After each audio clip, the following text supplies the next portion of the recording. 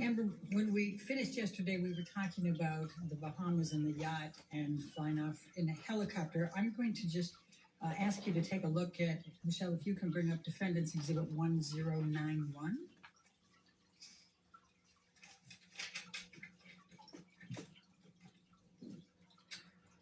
I think that's 1090.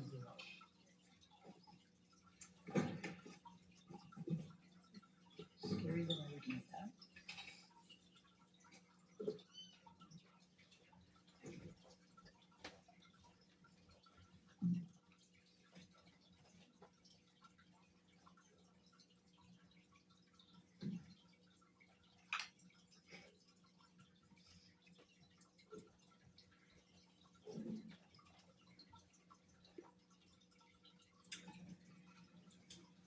Do you recognize this picture?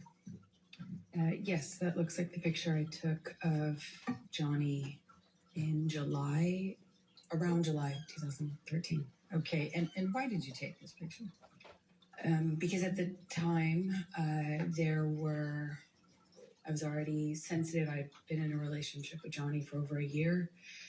Coming up on 2 years, and I had already noticed that there was this pattern of behavior changes with him that would make my life significantly more complicated or peaceful, difficult, or wonderful, depending on what he was using. And I only could tell what he was using because I would have to look for clues. And, he would pass out and, get sick and lose control of himself. And then people would pick him up and clean him up and fix it. And he wouldn't either remember, or he would deny it, or he would accuse me of saying that this had happened when it didn't. And there was no one to back me up. There was just his employees and everyone who had been taking care of him, versus my word. And so I started to take pictures to say, look, this is happening. This is, I understood enough about addiction to know that you have to hit rock bottom. Like, you have to have some consequence for your action or for your behavior if you ever change to get better. And it seemed to me like that was not happening. So I noticed a behavior pattern change, and he started to, instead of, fits of rage, he started to pass out a lot and fall asleep mid-conversation. And it was just a pattern change. So I started to pick up on the clues so I could figure out what I was dealing with. Your Honor, I'd like to move the admission of Exhibit 1091. Any objection? No objection, Your Honor. 1091 in evidence. You can publish. Thank you, Your Honor. And Ms. Heard, and what is depicted in this picture? Please tell the jury. Johnny passed out on the island where we were vacationing. He had a bit of a stint of sobriety right before this, and it started to change with his friend Paul Bettany. And yeah. Okay. Now I'm going to ask you, Michelle, can you bring up Defendant's Exhibit 1095? Talk about March 2013 yesterday, and I just wanted to bring this up quickly. Johnny's writing down everything he wants them to cross-examine her about. Do you recognize this picture? Yes, that was taken. Before you go further, did you take this picture?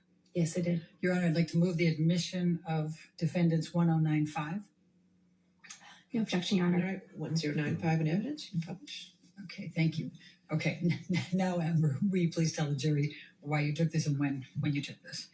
This was after a several-day bender, a binge of Johnny's, the 22nd of March, which we talked about yesterday, about he tried to burn a painting. It was accusing me of having affairs with a musician, my ex-partner. and he was on these, like, a drug binge where I saw him no eating, little to no sleep, and he would just use cocaine and drink all day long. Okay. And that would go for a period of time, and then a major blowout, and then he'd get sick and pass out, and then feel really awful, and often, including this time, would start a period of sobriety after that. Okay. Now I'm going to take you to mid-July 2013, the Tokyo press tour for Lone Ranger. Can you please tell the jury about that particular trip and the events relating to Mr. Depp? Sure. He was promoting a Lone Ranger, and I had just met his kids at the premiere in Los Angeles shortly before this tour started. They found out about me. Amber, I'm going to just ask you not to go through that. Sure. Just take us to Tokyo, please. Okay. So I believe we went from that stop to Tokyo with the kids, and he had difficulty with drinking in front of them. He was trying to hide it, and yet he was dealing with some stress around his career. I didn't have a lot of details, but he was drinking at the restaurant, and the kids were kind of, noticing, but not really sure what to make of it. Objection calls for speculation and hearsay. She didn't say what they said. I'll sustain as to the last Okay. part of the answer. Okay, please continue, but don't say what they said. Okay, the kids said. Anyway, Johnny became upset with me for judging him. He was, I couldn't. It was like I couldn't win if I didn't do anything. If I didn't say anything to him about the drinking, if I didn't acknowledge it, it got worse. If I did acknowledge it, it was my fault, and I was nagging. And I get it. I wouldn't like to be told what to do either. So, but it made him really angry. And the kids were on this press tour, and I was just concerned about them. I was concerned about them hearing us. Johnny screamed at me in the hotel room, and all I could think were the kids were in an adjoining room. What if they could hear us? I had just met them, and I didn't want them to think poorly of me and hate me, not knowing what was going on, in our behind closed doors. I remember him. It was name calling, and he eventually passed out. Do you recall what names he called you? Do you recall what he said? I heard at this time, nagging bitch.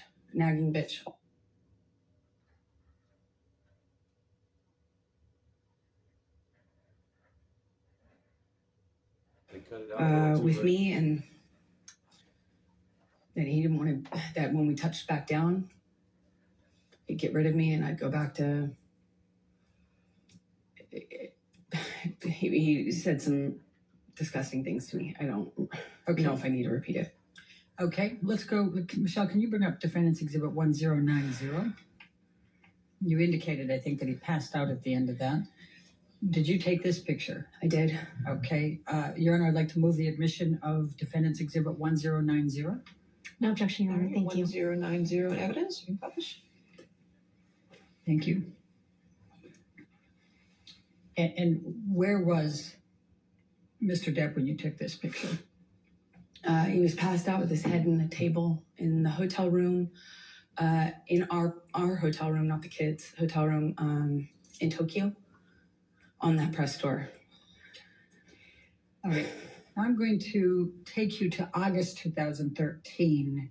What, if any, discussions did you start having with Mr. Depp about moving in with him? Well,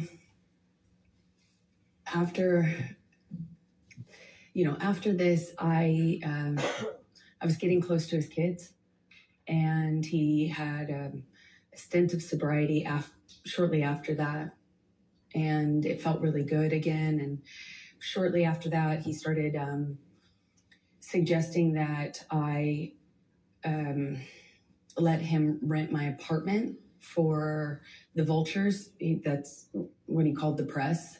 And he said now that we were like a known couple, now that it was out in the press, that my apartment wasn't like safe effectively for me. And I had a modest apartment in Los Angeles. And so he started saying I needed to have security on me, or we'd rent out the neighboring houses because of the vultures. And it was a conversation, and then that conversation evolved into I should move in with him. He always wanted me to go with his security guards, wanted me to have his credit card. Obviously, I wouldn't accept that, but the conversation about moving in became,